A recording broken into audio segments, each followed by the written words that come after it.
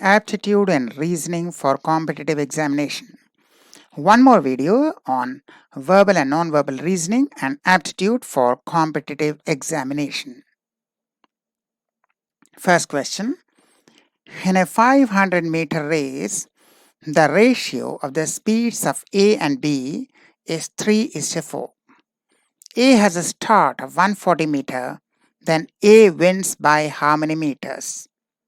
Now first understand the question.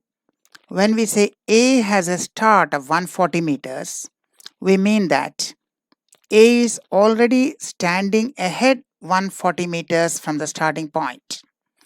B will start from the starting point, but A will start 140 meter ahead.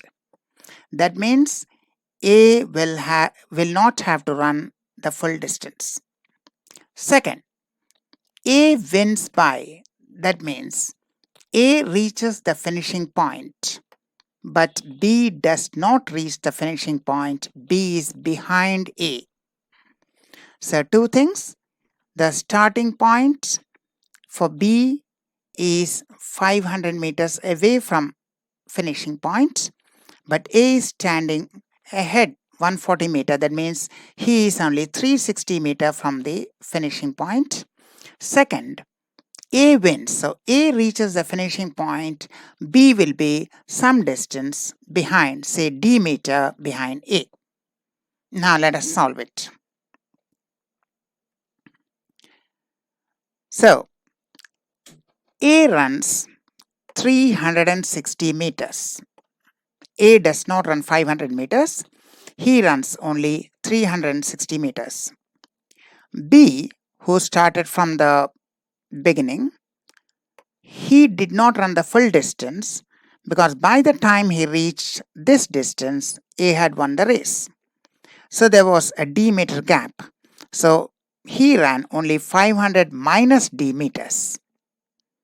So the distance covered by A is 360 meters and the distance covered by B is 500 minus D.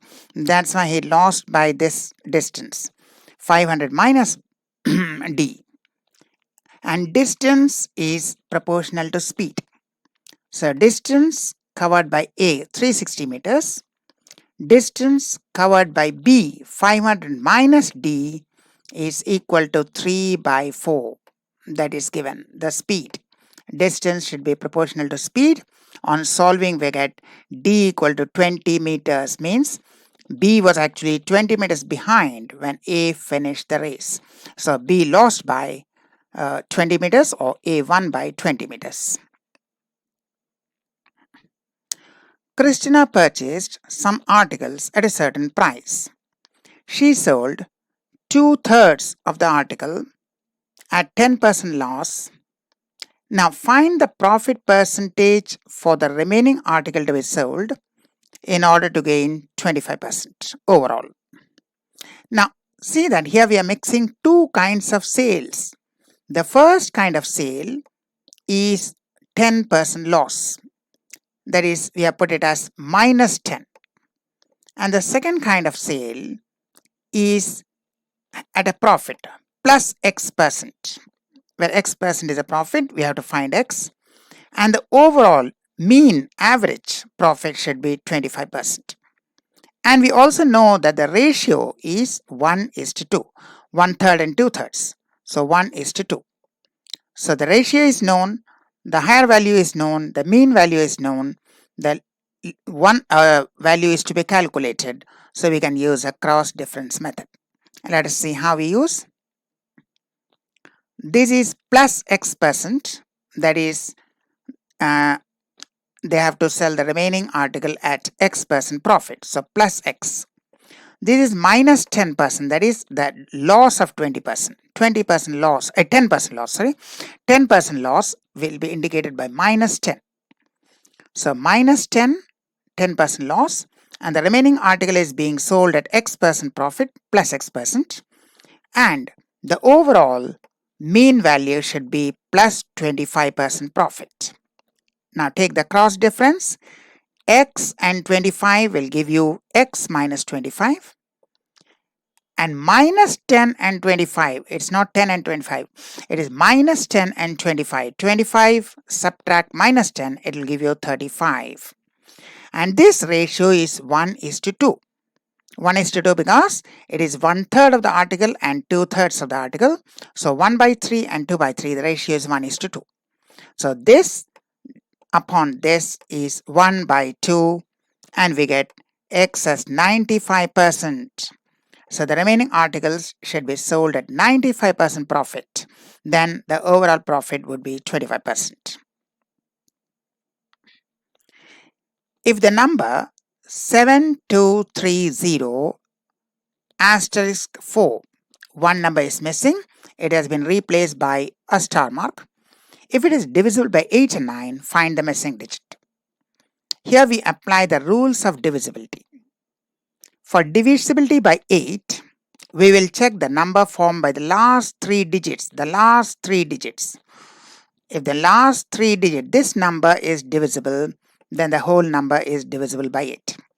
For divisibility by 9, we check the sum of the digits. We add all the digits. If that is divisible by 9, then the whole number is divisible by 9. So let's see how it is. The number formed by 8, the last 3 digit is 0 star mark 4. That is practically a 2-digit number. Which should be divisible by 8. And the 2-digit number ending in 4 and divisible by 8, we got 24 and 64. 8 into 3, 24, and 8 into 8, 64. These are the two numbers which have 4 at the ending. So the star mark is either 2 or 6. If it is 24, then the star mark is 2. If it is 64, then the star mark is 6. So it is either 2 or 6. Next, divisibility by 9. If star mark is 6, what we get? The sum of the digits we get is 22, which is not divisible by 9, so we reject it. It is not divisible by 9 if we take it as 6.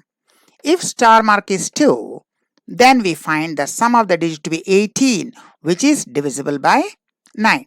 So this is the correct option. That means star mark is 2. Here we found it is either 2 or 6, but in order that the sum of the digit may be a multiple of 9, 6 is rejected because the sum of the digit is 22.